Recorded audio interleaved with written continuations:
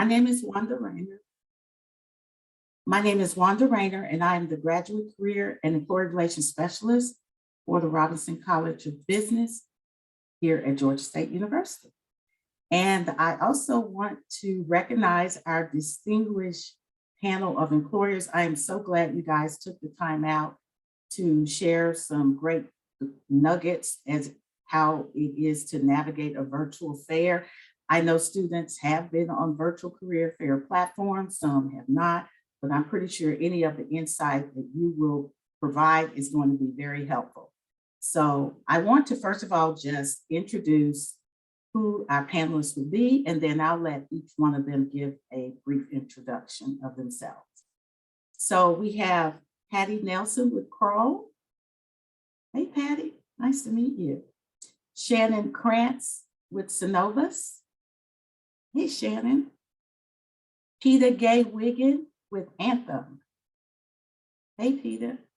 Lindsey Wells, Johnson Lambert. There you are, Lindsey. And we have Chantra Lay with Delta. And Chantra has also invited some of her colleagues, yes, to join in on this session as well. I also have my undergraduate colleague, Marielle Thomas. She is in the background assisting me as well. And I also have my own graduate research assistant, Maria, who will be assisting me with the chat. So without further ado, we'll just start with some brief introductions. And also I want to mention, I put some information in the chat for student and employers as it relates to our upcoming business, career, and internship expo. That's going to be virtual. That's next Friday, February 28th. So I did provide those links in there. Also for employers, if you're still interested, there's still time for you to register as well. I put that link there as well. I also included another link about how students can register for a virtual fair on the Handshake platform. And that's at the top of the chat as well if you need to know how to navigate through that space. So let's start off. I'm going to start with Patty Nelson. Let Patty give a brief introduction, followed by Shannon, and then Peter Gay, Lindsey, and then Chantra. Great. Well, thank you. My name is Patty Nelson, and I am the Director of University Talent Acquisition for Kroll. If you haven't heard of Kroll, we used to be called Duff & Phelps. Primarily, Duff & Phelps was a financial advisory firm, and we actually bought Kroll, but because their name represented so many different types of services, we decided that it was better to go forward with the Kroll name since they were known for outside finance. But I have been with the firm now almost 16 years. Wow. All of our university talent recruitment. Okay, thank you. All right, good afternoon, everyone. My name is Shannon Krantz. I am the Talent Acquisition Campus and Early Talent Attraction Manager. My title just changed, so it's a mouthful. So I'm the campus recruiter. Easier to say it that way. I've been with Synovus for just under 3 years now, and my focus is recruiting for our flagship training program, which is called our Accelerated Banker Program, as well as our corporate summer internships. If you're not familiar with Synovus, we are one of the largest and oldest regional banks here in the Southeast, headquartered in Columbus, Georgia. And then we do have presence in Georgia, Florida, South Carolina, Tennessee, and Alabama. Happy to be here today. Thank you. Hi, everyone. First of all, thank you so much for pronouncing my name right. A lot of people don't get it right. Wow. But I do go by Peter too, so that's good. Okay. I am university recruiter for Anthem, and I'm based in Atlanta. So of course, it's a rainy day for all of us. And I got my master's at GSU many, many years ago, but I am an alum. Okay. For those of you who are not familiar with Anthem, we are a health benefits company serving more than 79 million people. We are headquartered in Indianapolis, but we have several locations across the states. And our Atlanta office is across the street from Georgia Tech at West Peachtree. So yeah, I'm looking forward to engaging with everyone and answering any questions anyone may have. Thank you. Hello, everyone. My name is Lindsey. I'm the talent specialist for Johnson Lambert. I am actually coming to you from Burlington, Vermont today. So I have my blanket on my lap because it's warm.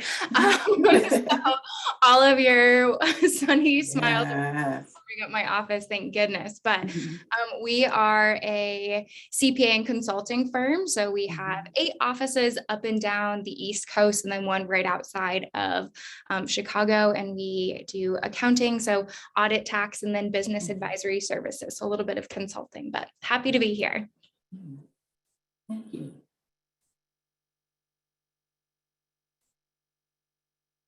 And Chantra? Well, good afternoon. I'm Chantra Lay. I'm representing Delta Airlines. We are elated to have this opportunity to engage with your students. I've been with Delta a little under a month. However, I've been in university relations for over 17 years. We are headquarters in Atlanta, Georgia, not too far away from the airport, one step rock throw away. However, we have hubs all over the world. Delta Airlines has over 80,000 team members, and the group that I lead are some of the most amazing campus recruiters that you will ever engage, because they have the awesome jobs at recruiting for our internships and our co-ops at Delta. So I'm looking forward to great opportunities to engage you all, and good luck. Thank you. Great. Thank you all for those introductions. And I can personally say at one time or another, these employers have engaged and recruited at Georgia State. So just a little tidbit there. Also, we had another employer that had a personal emergency with CVS Health. That was Charity Bowman. She had to decline the invite, but she did give me 3 topics that I'll bring up as we reach those talking points, and I'll share those with you as well. So students are also, if you all have any questions, you can drop them in the chat. We'll be monitoring that. Even if the employers see a question in the chat that they would like to address, you can bring that to the platform as well. And then I'm just going to start off with some questions just to get the dialogue rolling here and to get the conversation going. So one question I want to ask, because of course we've been in this virtual space for some time. Yes, we would love to be in person, but we've got to work in a virtual space. What is the purpose of even attending a virtual fair? And any employer rep is free to jump in and weigh in on it. Anyone like to start off with that first? You know, I'll jump in. I think I would say the purpose is, and I'm only speaking for myself. I don't know if I'm speaking for every employer. Personally, I'm not a huge fan of the virtual career fairs, but they are all we have right now. So, and so I think they're one of those things that we all kind of have to look at as a necessary evil and make the best that we can. And honestly, there are a lot of things I do like about them. I like the fact that I can go to a career fair in September and I'm not having to haul around a bunch of displays, and I'm not sweating like a crazy person in the South. And I also feel that you're not yelling at a person over 400 other people at a career fair. So it does have some good things to it. So I think we just need to look at it as, right now, this is our primary option to do these. And if I want to meet people at companies that I might not have heard of or find out about that sort of it, and this is my best avenue right now. I was just, can I? Who was that? Should I talk? Yep. Okay. Oh, I'm sorry. Go ahead, Lindsey. No, you. No. I was just gonna say, most importantly, it's safer, right? Especially in this COVID world. So, you know, you talk about virtual. I agree with Patty. It's not. I'm on the fence with virtual, but yeah, it's more personable. One thing about students signing up for virtuals too, it's efficient when it comes to your scheduling. You know, and especially women wearing their high heel shoes. I've seen you all struggling career fairs. You know, you can sit in the comfort of wherever, you know, no distractions, and not have to walk from Delta over there to Anthem over there, you know, so in that sense, I feel like, virtual space is good for students. I also think that with the kind of virtual fatigue that I'm sure everyone is feeling, and maybe some people's hesitation to, well, am I really going to get anything out of this? I think a student showing up for a virtual fair is 10 times more impressive than them coming to an in-person career fair that they were dragged to by their friends. Maybe they're just popping in, they're grabbing whatever kind of fun swag is off the table. You actually do have these 10, 15-minute one-on-one conversations with people that are hopefully in an industry that aligns with your interest and your career goals. So I think it's a really good way for you to start to create your own personal brand within your area of interest. And it's really easy to do a quick Google right before you kind of hop on your scheduled time and say, wow, I was really impressed with your website, or show that you were able to do some research before. So although not ideal, there definitely are still some perks. Yeah. That's a great way to build your network too. I feel like in person, you're less likely to go the LinkedIn way versus, if you're on Handshake, you drop your LinkedIn link in the chat, and you're able to continue that conversation and build a relationship with that specific recruiter, I also wanted to add, it's all about having the opportunity to pivot. One of the things that we learned in 2020 and 2021 is the ability to expect the unexpected.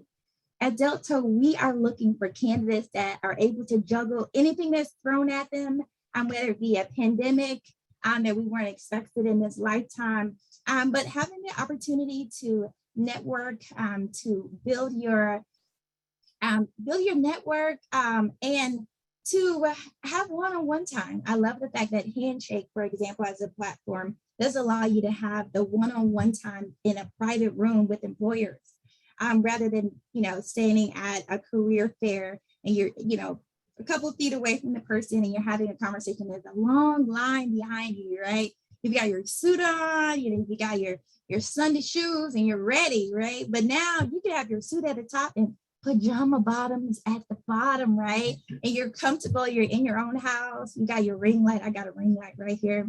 You got to shush everyone in the house, put the dog away, but it gives you so much one-on-one time that you would not have if you were in a traditional career fair. So I say this is an awesome opportunity to be flexible and be prepared to make the pivot, because guess what? We will be back in person before you know it. Fingers crossed. So, be flexible, that you're able to thrive in any environment. And also, I can add to that, being in a virtual space, to the advantage of an employer, you can have various reps and talk to people around the world, literally, whereas they don't have to fly to your city to meet you in person. They can engage with you remotely. So I think that's a huge advantage, to talk to employers that have different offices and branches, around the country and in the world. Anyone else want to weigh on that before we go to the next question? Yeah, Actually, go ahead, Patty. Go ahead, Patty. No, I will say, kind of to your point there, for those of us who do work with a very wide region, it's very nice to be able to schedule more than one event in a day, because you're not having to travel so many. And I feel like we've gotten exposure to schools that previously we might not have had time to go to, or you just physically couldn't get there because so many schools will have events on the same day. And now it might be something at this university at 8 o'clock, at this university at 2, and then maybe so it can be exhausting, but it does help get as much from that day as you can. Anyone else?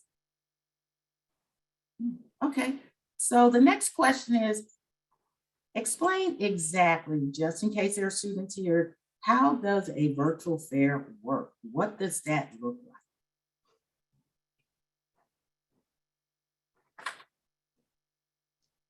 So I know we've been on many platforms as recruiters. So we've had I think last year was 13 different platforms, Career Fair plus. But I do believe that Handshake is the one that Georgia State uses the most, right? So it's very simple. students just go in, schedule times with our recruiters, whoever has set up their schedules. Unfortunately, it's 10 minutes. That's the part I don't like. I feel like Handshake needs to expand that.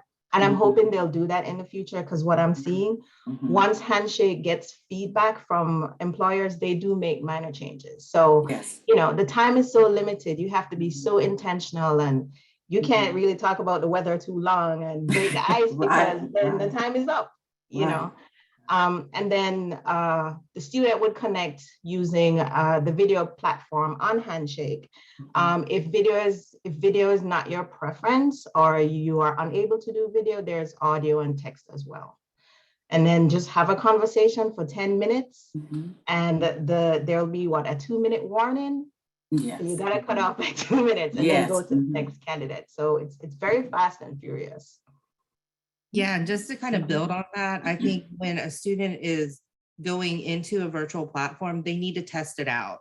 Because for me, that 10-minute window gets cut into like 5 minutes because they're having trouble connecting, or their internet's unstable or something like that. And I know that in the past, I've advised students, if they're able to go and utilize their school in, you know, the internet capacity, that's the trouble that I run into, especially when, and I don't know if anyone else has had this, but when Handshake is hosting like 10 million career fairs on the same day, my internet gets slow and draggy. So we're all having trouble connecting that way.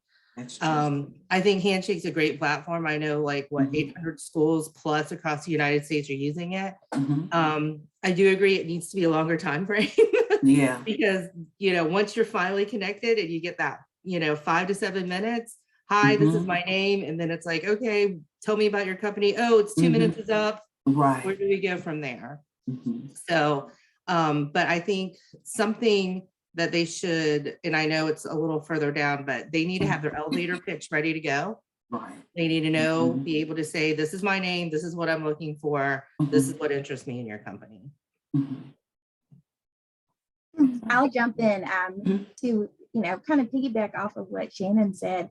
I like to call it your 10 minutes of fame, because you definitely have 10 minutes, not only to have your elevator speech, but please prepare some questions that you have about the role, what next steps look like, because it's you're interviewing us as well, right? You half of the battle is not where you work, ladies and gentlemen, is who you work with, right?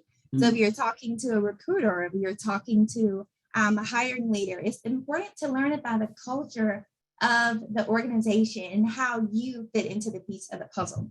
So please utilize those quick 10 minutes that you have with that employer to make sure that you have a game plan, that you're not only practicing your elevator speech, but you're giving opportunity to, you know, answer the questions and give that last 3 minutes, I would say at the very end, to prepare with at least 2 questions that you have for the recruiter or the hiring leader during that platform.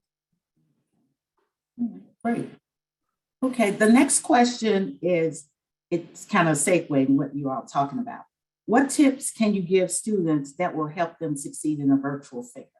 And what I would like to do is, when I talked to the representative from CVS, she left me with some tips that she wanted to share with students. One is that she said students do not put their graduation date on their resumes. That's an observation she made, and wanted to make that a note. And also, if you are registering on these virtual fair platforms, I mean, read the job description, the postings that the employers are putting out there, read that description, and also read about the employer also as well. So that was an observation she made. And again, speaking to what Chantra said about the elevator pitch, she said, get that elevator pitch ready and just pitch it as if you're talking to the CEO of that company. So you all are free to weigh in on what tips and observations that you can share as well. Yeah, I mean, kind of also to Chandra's point, you have 10 minutes, and that 10 minutes is really, really fast. And if you spend your 10 minutes asking me what my company does because you haven't researched us, that's less time that you can tell me about yourself And I don't want to do the talking. I want you to do the talking. I want you to tell me about you so that your questions are really relevant and so that I get a really good sense of who you are. And employers are always impressed when you do your homework on them. And again, it goes back to that. You only have 10 minutes. You want to use it to show off, not just to ask me what we do because you haven't done any homework. I would also say to make sure that your information on Handshake is up to date. There are so many students that I will click on, and there's the resume icon, and it's got like their school, and that is it. So if you can put in an updated resume or updated experience and information, because I know it can be very overwhelming. I get the students that like say their name and then they just kind of stare at me for a minute because they don't know what to say next.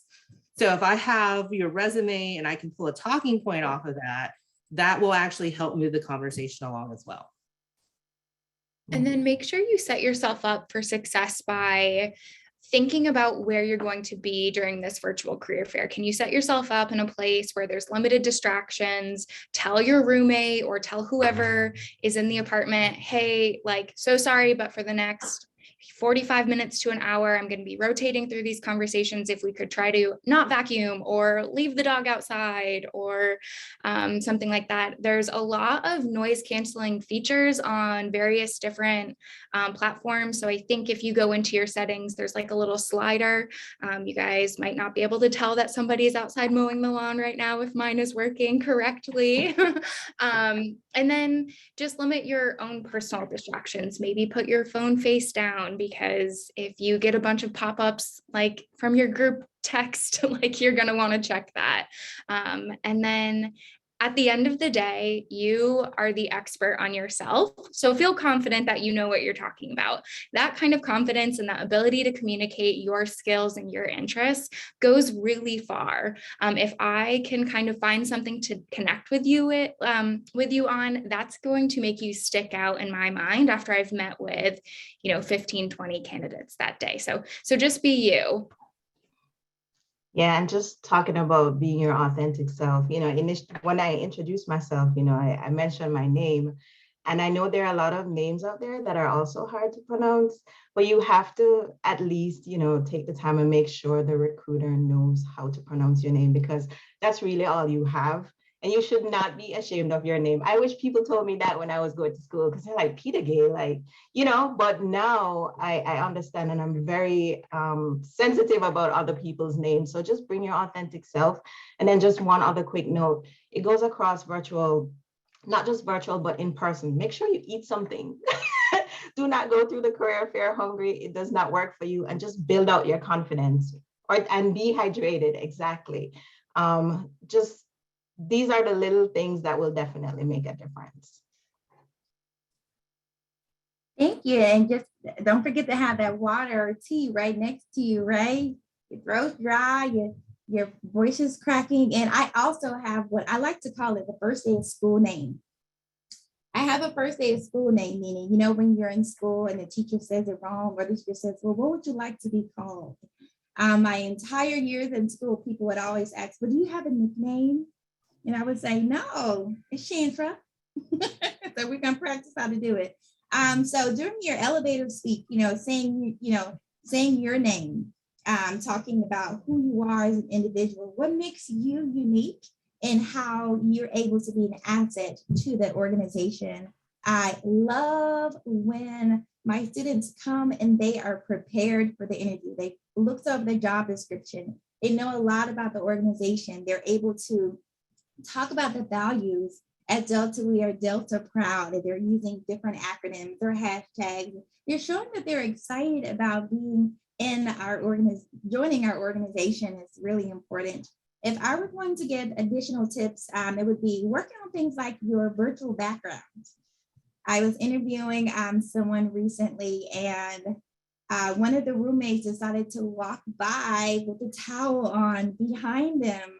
And it was hard for him to kind of play it off. We both kind of laughed, the fact that people behind you are walking. So if you have a virtual background, they're free online. You can Google virtual backgrounds. So right now, like I'm in the airport, my virtual background, something that makes you unique that can definitely allow you to stand out, because that person really did stand out because their roommate decided to walk by in a towel, right? I'm also realizing that what you wear is important. I interviewed a student at a career fair and she was wearing a tube top. However, on camera, she looked like she did not have on a shirt. So, you know, you don't think about it. So for her, you could see like a top up, but depending on how the camera was angled, I couldn't see anything else. So little things like that. Do get dressed. You know, like, hey, I've got on a tank top, or I have on, you know, a bathing suit. No, definitely make sure that you know, dress professionally, because you are representing yourself. You may not be in person. However, at the end of the day, you are going to walk into an organization and not only represent yourself, but represent them as well. Absolutely. Make that technology work for you too, right? Instead of seeing someone's forehead or their eyes, just, you know, make sure your mic is good and your camera is at the right angle. So I've seen so many people. I do tell them because it is coaching too. Yes. But yeah, I've seen a lot of that. Well, to Chantra's point as well, with the virtual backgrounds, even pre-pandemic, when I was recruiting in the IT industry, I had a guy that had a tapestry of a big marijuana leaf behind them. So you also want to make sure that your background is professionally appropriate. Yeah. So yes, pick something that talks about yourself, but not too much, if that makes sense. I tell people, you want the attention to be on you, not on whatever weirdness is behind you. So yeah. And I wanted to speak to that even when students are in a virtual fair space, there are times where their camera is not on. Do you experience that a lot? And speak to that point and how important that is in conjunction with having the right professional demeanor, appearance, and background, but that you need to be camera ready and on camera.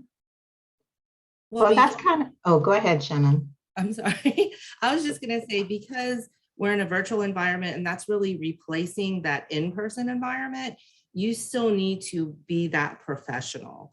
You know, a lot of the schools that I've worked with, especially the business schools, those are great things that are taught and, you know, reinforced. There's some other schools, like when I've been in IT schools and some of the liberal arts schools, they're a little less professional.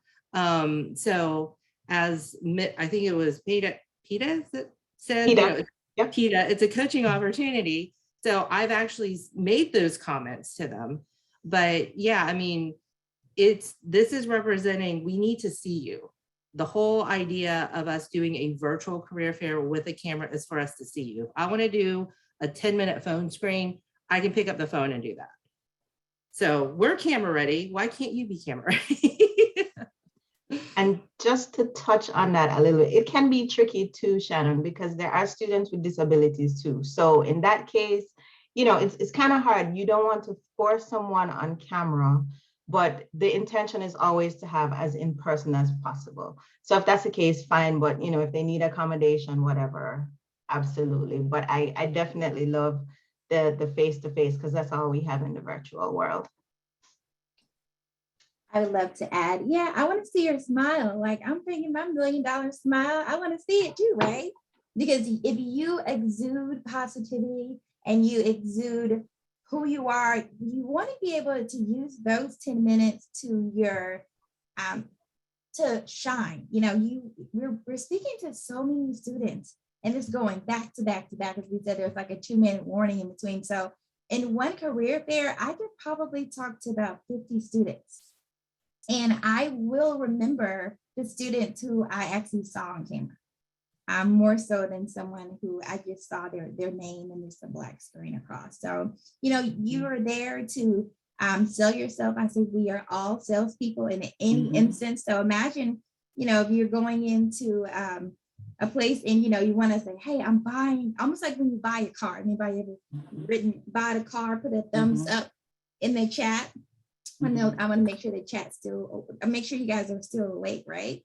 So you bought a car recently, give me a thumbs up in the chat. Imagine the person who you're buying the car from, you probably like them, right? you probably, you know, said, hey, this car salesman was really nice. This person was personable. They were able to shine. They knew things about me. They smiled. They had a great attitude. It's kind of hard to show that, you know, if you're not on camera. So think about it from a car buying experience, just to kind of say, hey, you want to see that new car in person. So it's all great to see it online. But the moment you test drive the car, see the car as well as see the car salesman. So put those thumbs up in the chat. Lindsay, do you care to add anything to that? Yeah, I think that, you know, communication, so much of it is about those body language, and you're leaning in and you're really showing interest. And I could have a great conversation with you, but if your screen is black, especially during a scheduled one-on-one time, I don't think you're interested. Unless you really wow me with like a lot of things, or kind of identify and address the problem, like, hey, I'm so sorry, I don't know, locked myself out of my apartment. I'm doing it from the hallway. I'd really just rather have my camera off. Totally fine. Life happens. I get that. But to just go in and have no screen, and kind of maybe you were late and maybe you don't have a real clear understanding of what the role is that I'm searching for, that to me just doesn't create a great experience. So I feel like so many things are easier to sway positive when I am actually able to see the person's face and see that they are interested. So very good. Okay. So our next question is going to be about the elevator pitch. I know we've kind of spoken on that here and there.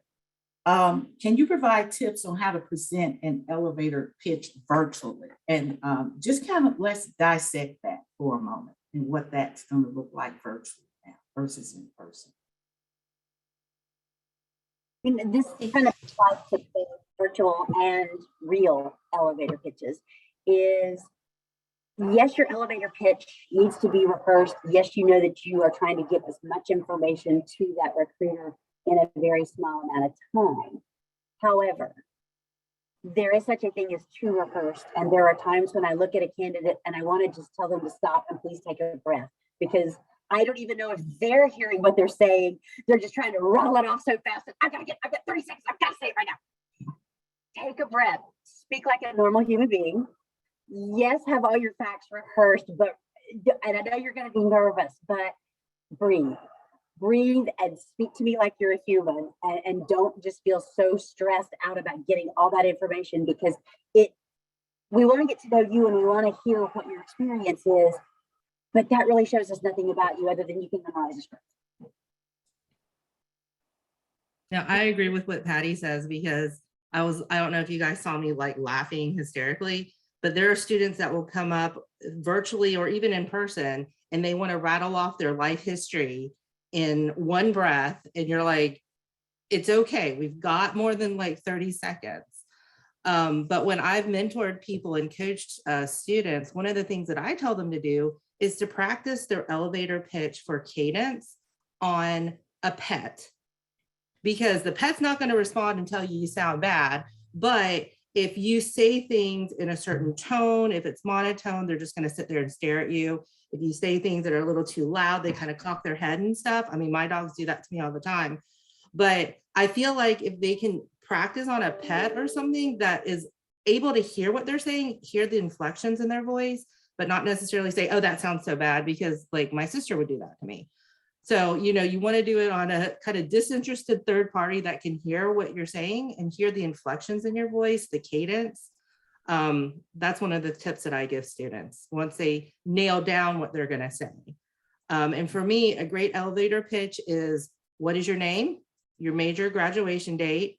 If I'm going to a career fair at Georgia State, I know that you're a Georgia State student, so I don't necessarily need to know that. And then what are you looking for? Are you looking for a full-time position? Are you looking for an internship? And in that realm of role, what interests you? I'm looking for, you know, I'm a finance major. I'm graduating in May of 2024. I'm looking to secure an internship in the investment banking world for the summer of 2023. Perfect. Then we can have further conversation from there. Yeah, I like that, Shannon. I feel like when the most important part of the elevator speech is to connect with the company or the recruiter you're speaking with. So, I'm Peter and I interned with Walgreens and this made me passionate about healthcare and, then, okay, let's talk.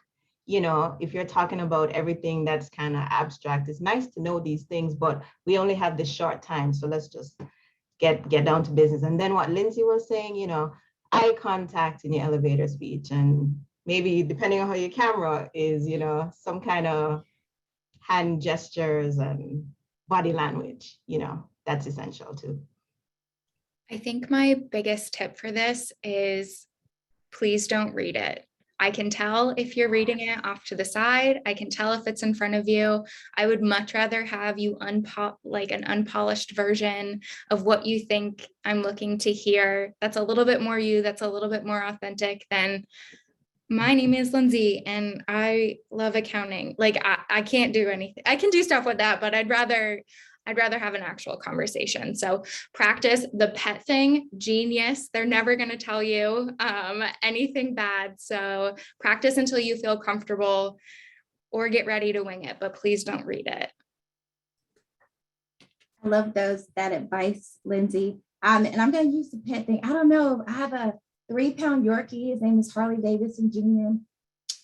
And I don't know if I'm going to practice my elevator speech with him later on, guys. I'm going to let y'all know how it goes. But definitely utilize your university. You have an amazing career services department, and they have these great workshops that do allow you to even have those one-on-one times. I know that this great team here at Georgia State does make those provisions to allow you to have that practice in those mock interviews. So do take advantage of Georgia State's mock interview workshops that they're hosting, and they're available no matter where you are in school, if you're an MBA student or even you're in undergrad. So don't be afraid to utilize your career services department because this is free, right? Come to your tuition.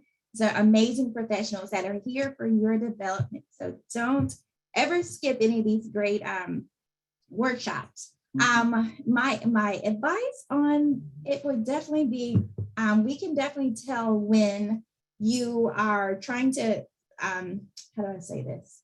When you're not trying to impress us, but when you do too much. As a hashtag, it's like the kids always tell me, oh my goodness, you're just doing too much. I had someone that decided to juggle. The guy was like, yeah, I went to Ring. So Ringling is a university in Florida. And he was like, and I went to Ringling for undergrad, and now I'm trying to, become an MBA student for an opportunity. He started juggling, and it was really funny, but it was kind of distracting, right? And it was like, who told you to come juggle during your virtual, career fair? That was kind of interesting, but be your authentic self, but make sure that it's professional, and that it definitely you're utilizing these great resources that you have from Georgia State. Right. Thank you for plugging the career services. We do have a lot of resources for our students to use. So the next thing I want to talk about is the LinkedIn. Although we're talking about how to navigate a virtual fair, but there are other spaces we need to kind of have tips on how to navigate it, as far as our social media accounts out there and LinkedIn. So can you speak to just how important that LinkedIn profile needs to be pristine and on point, and any other tips that you can share in regards to it? I think that LinkedIn gives you the ability to really go in and explain your past experiences in a way that sometimes you just don't have room to do on your resume. So if I see a compelling resume, but I want to learn a little bit more, and I see that there's a LinkedIn profile, I often go and look at that. And, I've seen people who've made working at McDonald's seem like the best thing that's ever happened. And I'm like, dang, I want to go work at McDonald's. They learn so much. So really make sure that you flush out your experience and things that you were in charge of, your leadership things on campus. programs, I guess you could say. And then LinkedIn is a two-way street. So if you're utilizing LinkedIn to find internships that relate to your area of interest, we're using LinkedIn to find candidates that fit that area of interest. So make sure that you have good keywords on your profile. Make sure that you have your graduation date, your major, anything that will allow us to kind of find you in our candidate pool, and we can kind of add you to our pipeline, and we might reach out to you there. So there's a lot of benefits that come from LinkedIn besides just another account that you have to have. I think that it's something that the more time and effort you put into it, the more you get out of it. And I think LinkedIn is open communication. So don't be afraid to reach out to recruiters. I have hired people from just having initial contact with LinkedIn, or even if I don't have positions, I use Calendly a lot. So maybe a 10-15-minute conversation on what's our process, what are we looking for. It's definitely a way to reach out to recruiters or even someone else in the company that has that role that you're interested in as well, or maybe a past intern. You know, don't be afraid to reach out to anyone on LinkedIn. But I have a shameless plug that lets you know that I have 2 jobs from LinkedIn. A recruiter reaching out to me directly in my inbox. So my first advice would be make sure you check your inbox. Just like you check your Facebook, your Instagram, your TikTok, and your Snapchat. Make sure you're checking it, because there's nothing like someone that's been sitting right there in your inbox, and you could have had an interview, and then a month later you're like, oh yeah, sorry, I didn't check it. No, check it like you would check anything else, because this is where you're going to get your money, right? My second tip would be to make sure that you're joining groups. There are some amazing groups in LinkedIn. So, if your major has an association that is attached, to it, and they have a LinkedIn group, join that LinkedIn group, because you can reach out to that group to say, hey, I know there's like a Black MBA group for my, minority students, and you can write in there, hey, I'm graduating May 2022. I'm in the market. I'm looking to move to Atlanta. I'm looking to move to Texas. Does anyone have any leads? That gives you such a broad opportunity for networking. And these are people that are in your major, and they are, if you're looking for mentors, you can use those groups for that. So that's my second tip. And my third tip would definitely be spell check, right? Make sure that you're spell checking your posts, you're spell checking your profile, because that represents you at the end of the day. So I want to add something about connecting with people. I get LinkedIn. I don't know how many LinkedIn requests I get a day, and I'm sure all of the colleagues on here get them as well.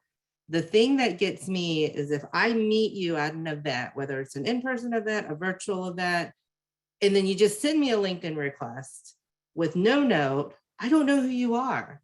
So if I'm not connected with somebody, and I've done this on panel discussions, hey, love meeting you at the panel discussion with Georgia State, let's connect. That gives me a reference point. And there's so many students out there that will just send they'll just blanket everyone that they've met, but there's no point of reference. And so I will not accept those. And I know that sounds kind of mean, but I've got like 2,500 connections on my LinkedIn. So if someone does reach out to me and they say, hey, Shannon, I was on the Georgia State panel discussion on Thursday. I really like what you said.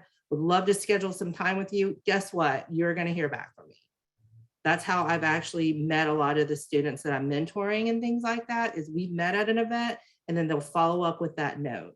And that goes to, if you want to connect with anybody that you've never connected with, or if you're referred by somebody, hey, Shannon, I really want to, meet someone at Delta. Great. Let me give you Chantra's name. And Chantra is going to be able to connect with you, but send her a note. Hey, you talked with Shannon at this event. She met you here, and now she's introducing me to you. Do something like that, and that will help build your networking skills too. Kind of to build on what Shannon just said, and this kind of goes back to the days when everything was live.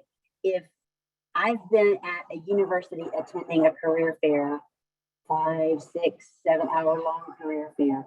And the next day I get a LinkedIn request from you, and you didn't go to that career fair and didn't know that we were there and didn't bother to come by and say hi. I'm probably not going to accept it, because then I'm just annoyed that you had to. I was right there. I spent my time there. You could have come by and said hello, but you waited and you just sent me a LinkedIn request. No. That may be the total opposite. I want to connect with all students to see how I can be an asset. So I just dropped mine in the chat. Connect with me. I want you guys to make sure that you're connecting with us in the chat. So go ahead to your LinkedIn right now and drop your LinkedIn link right here in the chat, so that you can even connect with some students that may be great. Let's build your network starting today, right in the chat. Drop your LinkedIn link right now.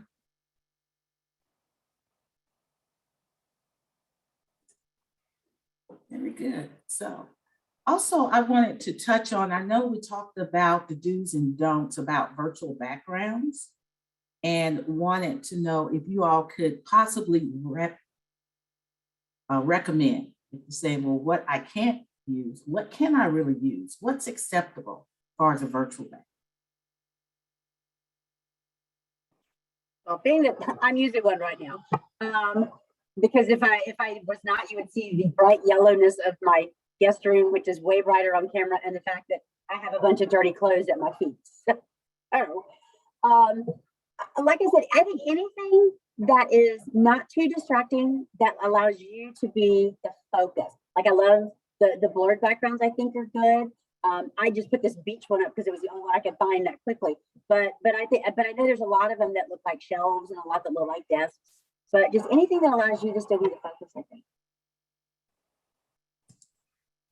Yeah, I would agree with Patty. Just nothing too distracting, nothing illegal, nothing that showcases that you like to party a lot. Not that we don't like to party, because believe it or not, your recruiters we work hard and we play hard.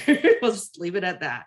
But, a beach background and office background, I don't have a background on right now. Mine's just kind of blurred. So even something like that, to where there's nothing distracting.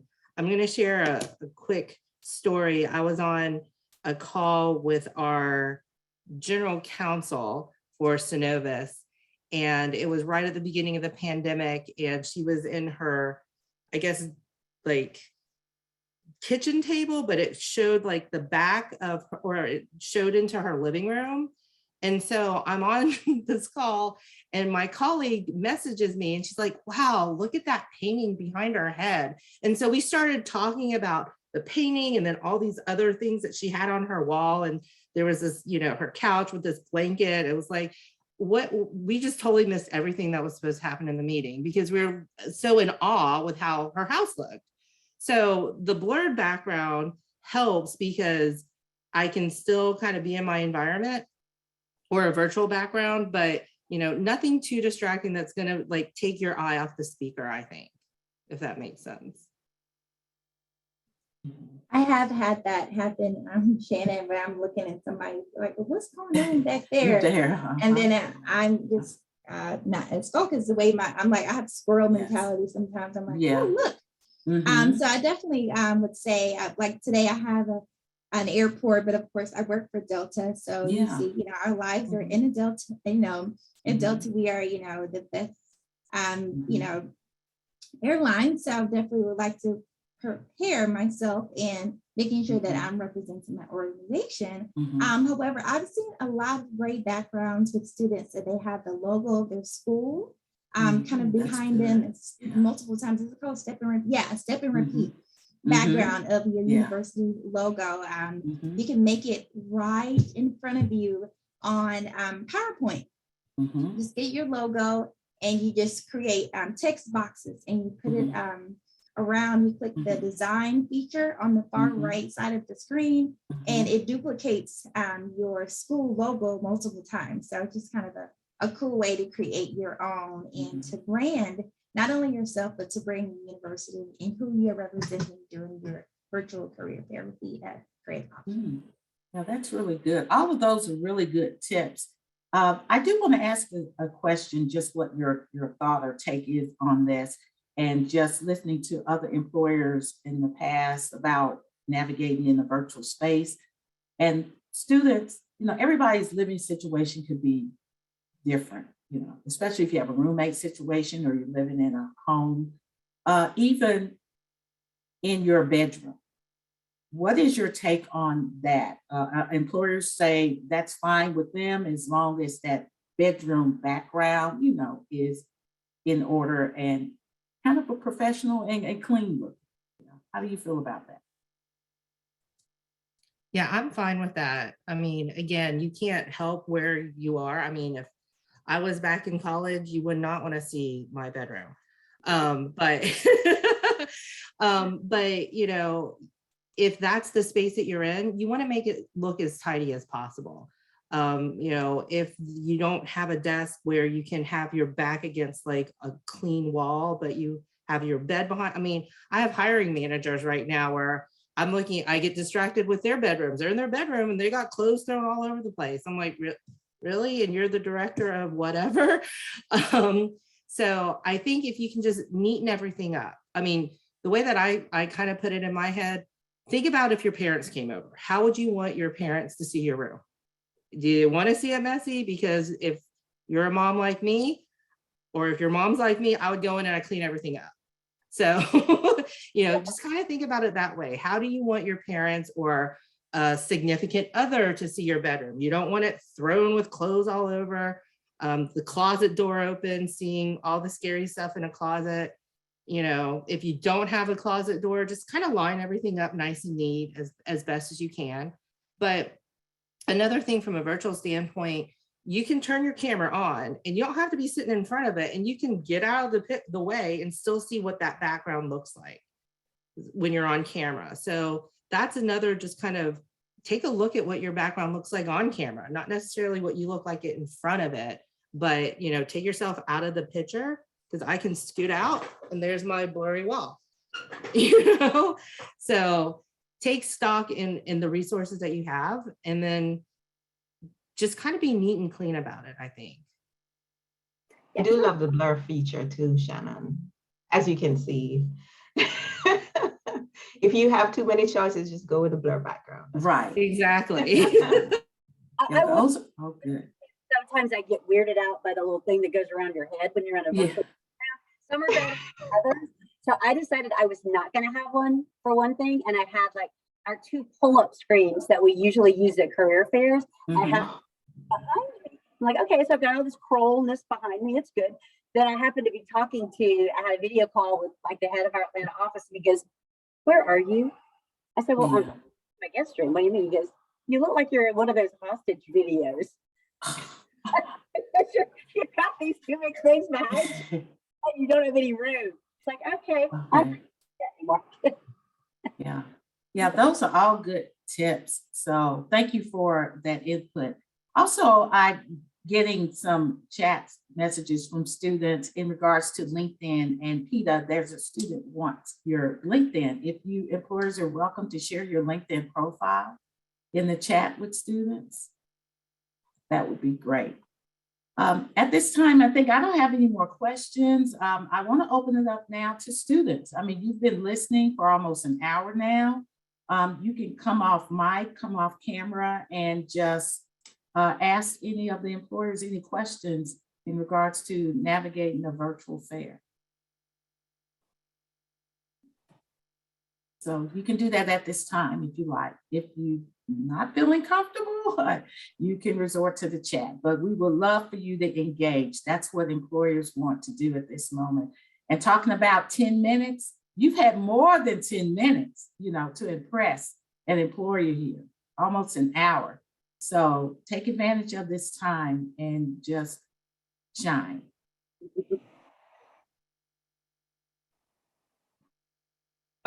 Hi, everyone. So I'm Megna. I'm currently pursuing master's in information systems starting this spring 2022. I came here with a lot of questions about virtual career fair, about how I should attend them. And I really feel lucky and great that all of those questions were answered very nicely in this session. I absolutely loved the suggestions about the resume updation and the LinkedIn and everything. I've taken a note of everything and I loved them absolutely. So thank you so much, everyone, for giving out such great suggestions.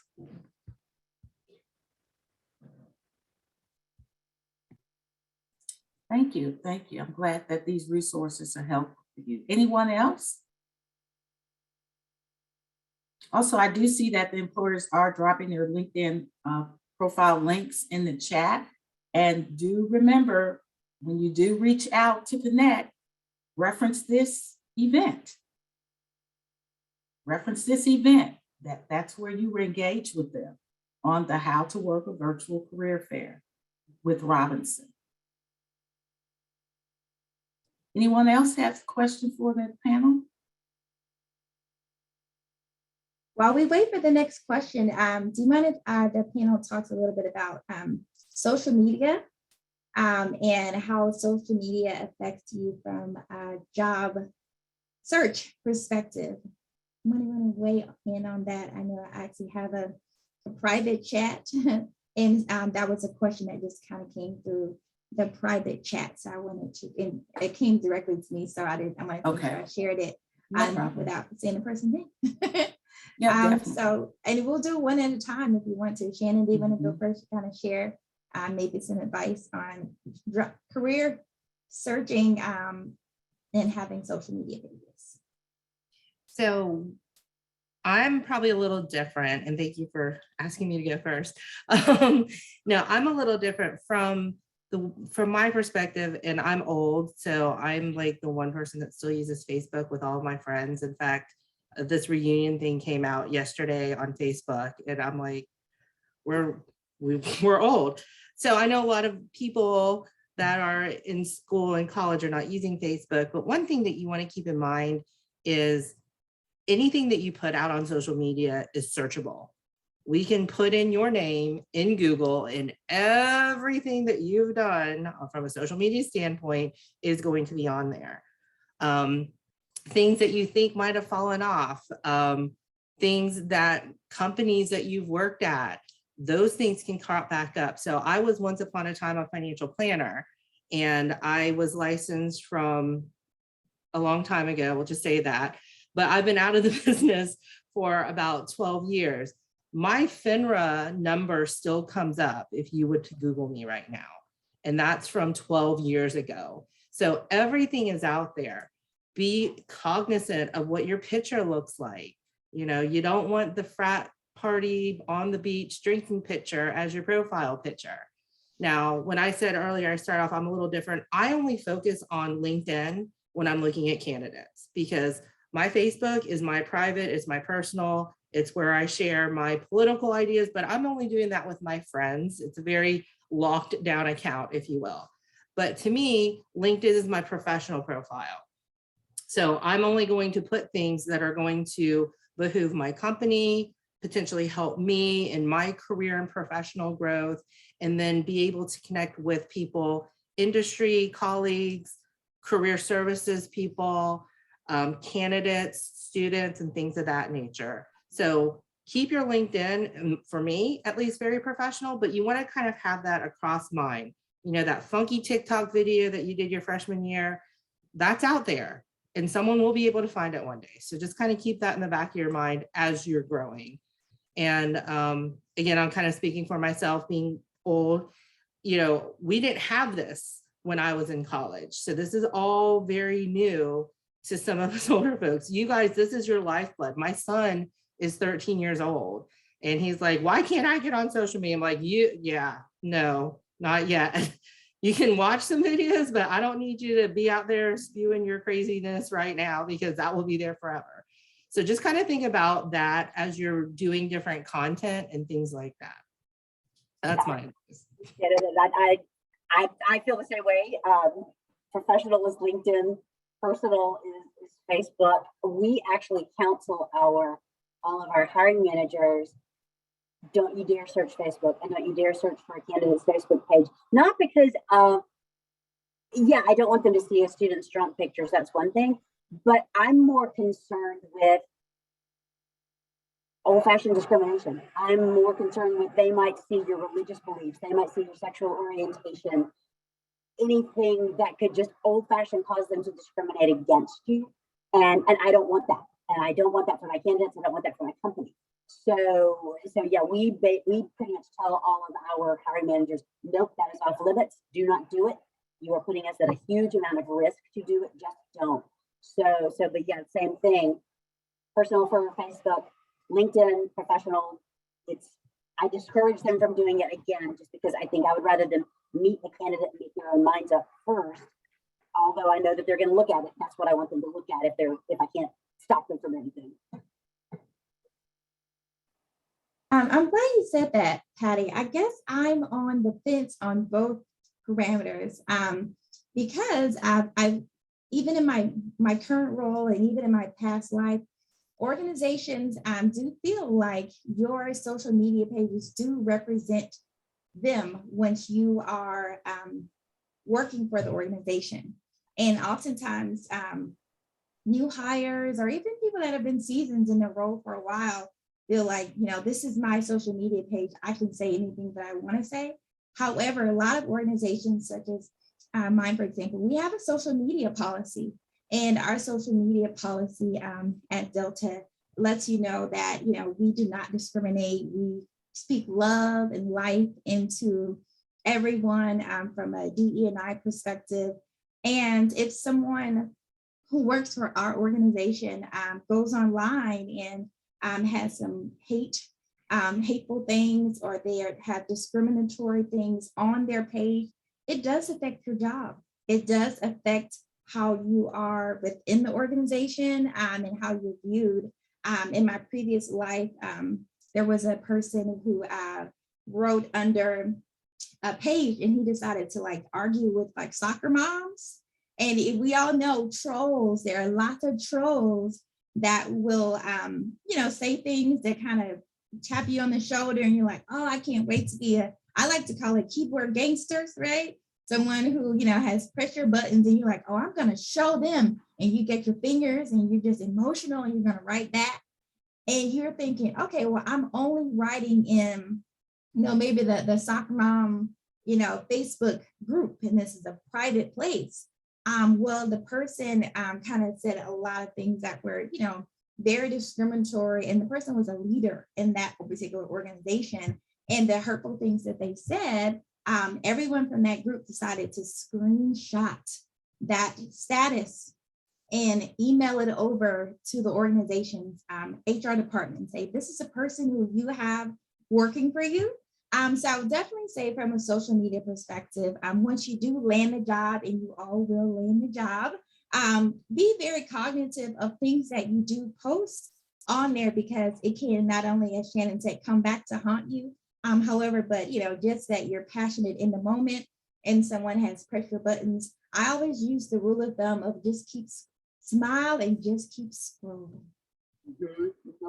Now, just to clarify that, I completely agree with what Chantra said. Yeah, what I'm talking about is a hiring manager getting a resume and immediately going to Facebook to see if they can find that person. So, not a current employee in a social media policy. Yeah, because we. No, Patty, we've had that happen too, where, they, want to go look at everything. It's like, no, you have their resume. That's all you need to be looking at, because we need to have them stay as objective as possible in the interviewing process, in my opinion. Lindsey, what is your take on that? I think that I fall in line with everyone else. We would never look at anyone's social media as we are going through the hiring process. However, once you do kind of land that role and you're putting out there that you work with Johnson Lambert, you need to remember that you are representing us as a company. And we never we've worked so hard to kind of create this culture where everyone feels like they're able to be their authentic self and really kind of focus on celebrating our differences, but and that's great. However, we're not going to stand for any sort of hate or prejudice that people may personally think is right. But there was a really good question that came through the chat about job description. So I was excited about that. Yeah. Okay. You could go ahead and address that, Lindsay.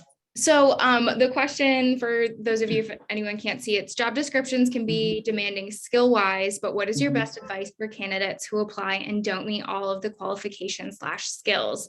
I think sometimes it's a wish list. And so why wouldn't you put your name out there? There's been a bunch of industry research that show that women and people of color often feel like they need to meet 90% or more in order to think that they're qualified for a job. And most of the time that's you getting in your way, and you can't, what is it? You lose all the shots you don't take or something. Wayne Gretzky, Michael Scott, I'm not sure. But don't limit yourself with opportunities by simply not putting your name out there. What do you lose? You might get an email that says thanks, but no thanks. You might get an email that's like, wow, I was really impressed with the variety of skill that you have been able to accomplish, and I'd love to meet with you.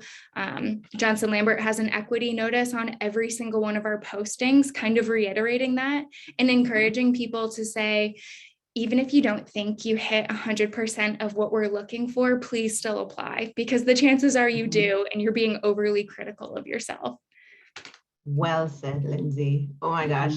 I was having a conversation with my husband because he's looking for a job, and it's the same thing. He's like, well, I don't have this and I don't have that. I'm like, apply, just apply. You do have these skills. What does it hurt? They're going to say no. They're going to go over they're going to breeze over, or they're going to be interested and have an interview with you. You're not going to lose by not applying. And it was interesting, Lindsay. I also saw the statistics about women not applying. I thought that was so interesting. I didn't know the percentage, but that's pretty crazy, but I was like that too.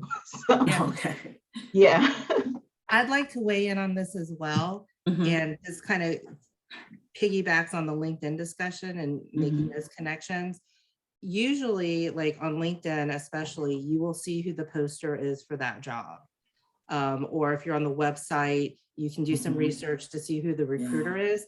That's when you want to send a note. Hey, I applied for this role. I was like 80% there, but I got overlooked, or I got, not selected. What else can I do? What else can I improve in order to get a position with your organization? I answer those all the time. Those are the ones that I want to talk to because they want to be with my organization. So if I get a LinkedIn request saying, hey, I applied for this job, but I didn't get it, is there any advice that you can give? I'm going to look at that candidate in my tracking system. I'm going to pull up their resume, even if it wasn't my job. And I'm going to be like, what doesn't fit? This warrants a conversation, in my opinion. So if you go above and beyond, you get that thanks, but no thanks email, but you still want to work with, Lindsay and Peter or whoever, send them a note and you will probably get a response. So persistence does pay out. Absolutely, and making it your own, even when tailoring your resume.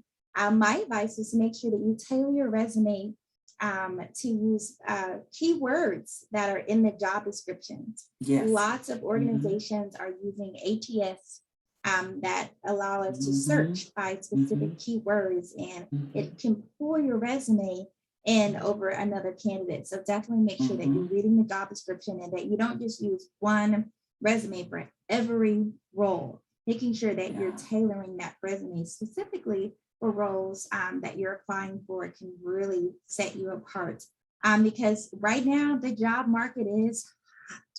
There are so many amazing opportunities. You are graduating and entering into a great market right now. When I graduated in 2 years ago, the market was crashing. It was not all that great, but here you have an amazing opportunity in 2022 and 2023 to hit the ground running. You're making more money than your parents made when they graduated from college, even if you're entering into your master's programs, for sure. So making sure that you're doing things like, doing co-ops and internships.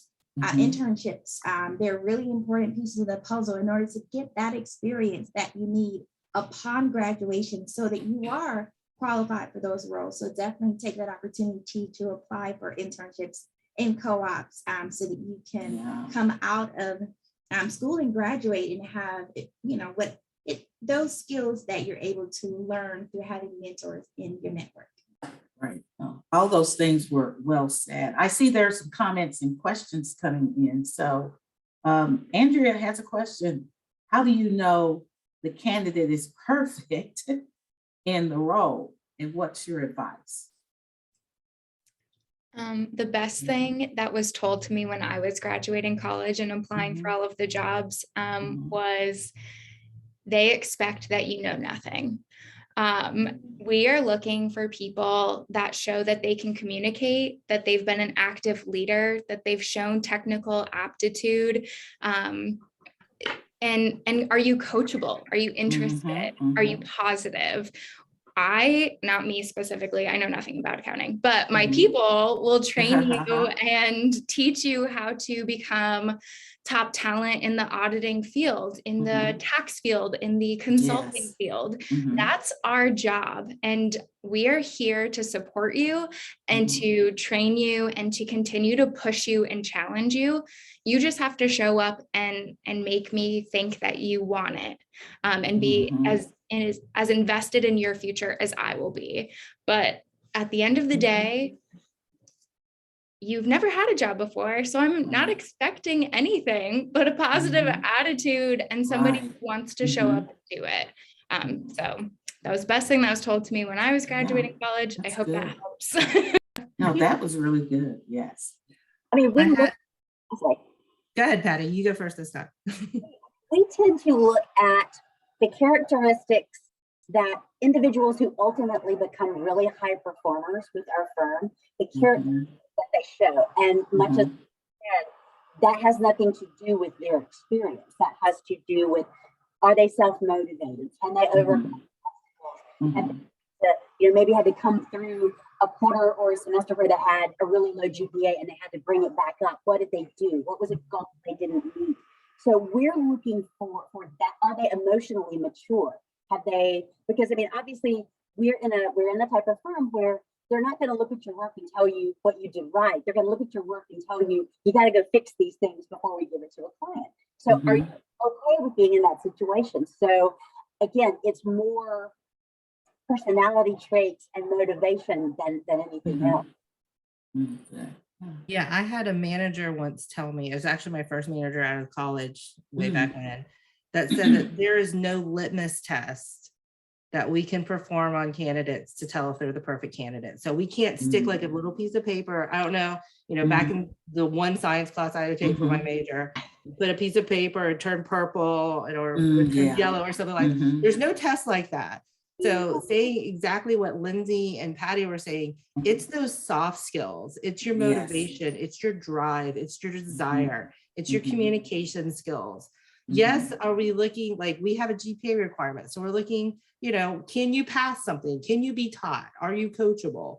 Those are all skills I think every company is looking for. And then it's your desire. I'm in the banking industry. If you want to be in healthcare, go talk to PETA. Don't come talk to me because I'm not going to be able to help you get your, master's in public health. That's not my line of business. But if you have a desire to go into banking or investments, that's something that I can help you with. So having that desire, and the people that are successful, when they go into a certain industry, that's where they know that their heart and their passion is.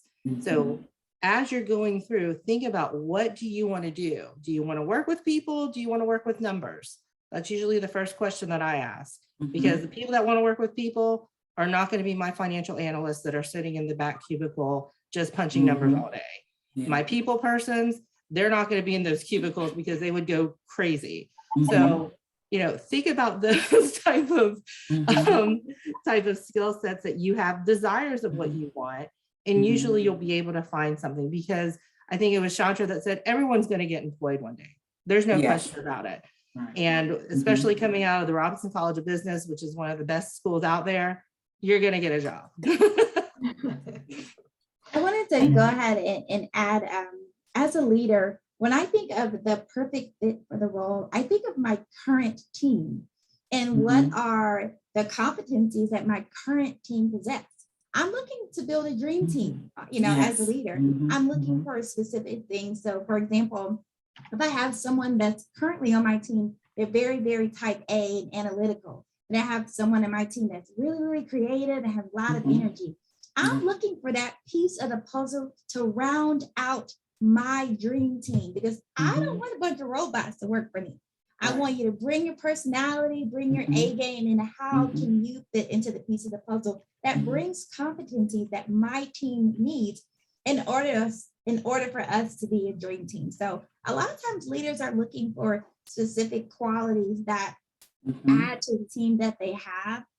So it's not a very, very cookie cutter, because you don't want the exact same type of competencies and assets that they bring. So, making sure that you, during your elevator speech and of course during your resume, that you're finding, hey, well, what sets me apart? As a leader, I'm definitely looking for that piece of the puzzle. Great. Well, those Also, were all my great. candidate. Oh, just one thing I wanted to add. Everything was great, but one thing I do look for is for an intern or whoever I'm interviewing to have that curiosity, being able to ask questions. And, we do look for candidates like that, because once that candidate is hired and steps in, they're seeing things that we are used to seeing. So in asking questions, they could help us to be more efficient, or, ask questions that we never thought about. So that's one skill I would say, just be curious and ask questions. Okay, thanks. Thanks for all of that input. So it's about 1:16 now, so we're going to start wrapping things up.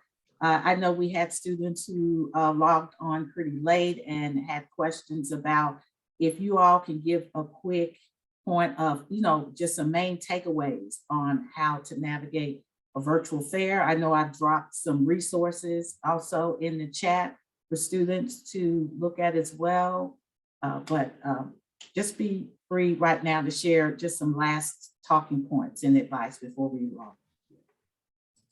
I'll go first, since I went last. I would definitely say my closing points would be, make sure you update your LinkedIn page, connect with your network for your degree. Right here in the chat, make sure that you're dropping your link for your LinkedIn so that we can all continue to grow our network.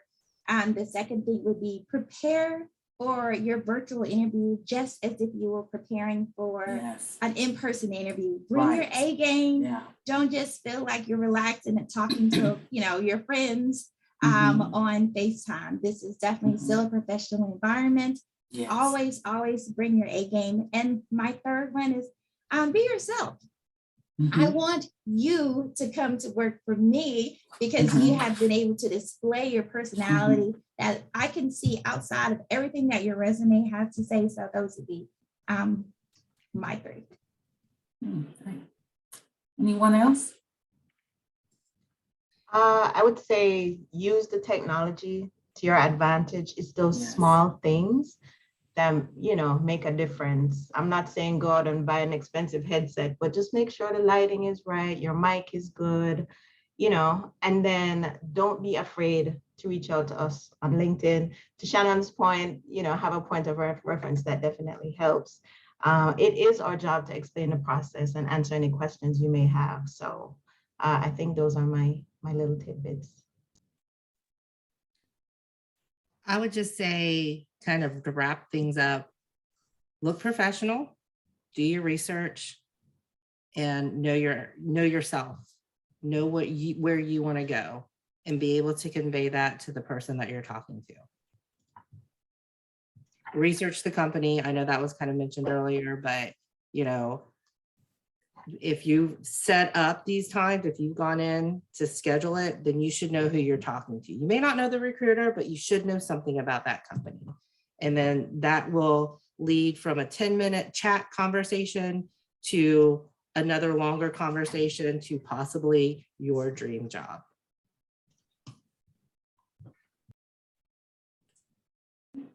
All right, so that's great. So I definitely just want to thank all of you all for attending. Chantra, Lindsey, Shannon, Peta, Patty. This was like a dream team right here for a virtual career fair dream team. You guys really gave a lot of insight to students, whether they are almost like a whiz at doing virtual fairs or they may be a newbie at doing virtual fairs. But I think there were a lot of takeaways here. Also with students, in the event that you have not logged on and checked in, I just wanted to put our QR code out there so that you can check in for this event.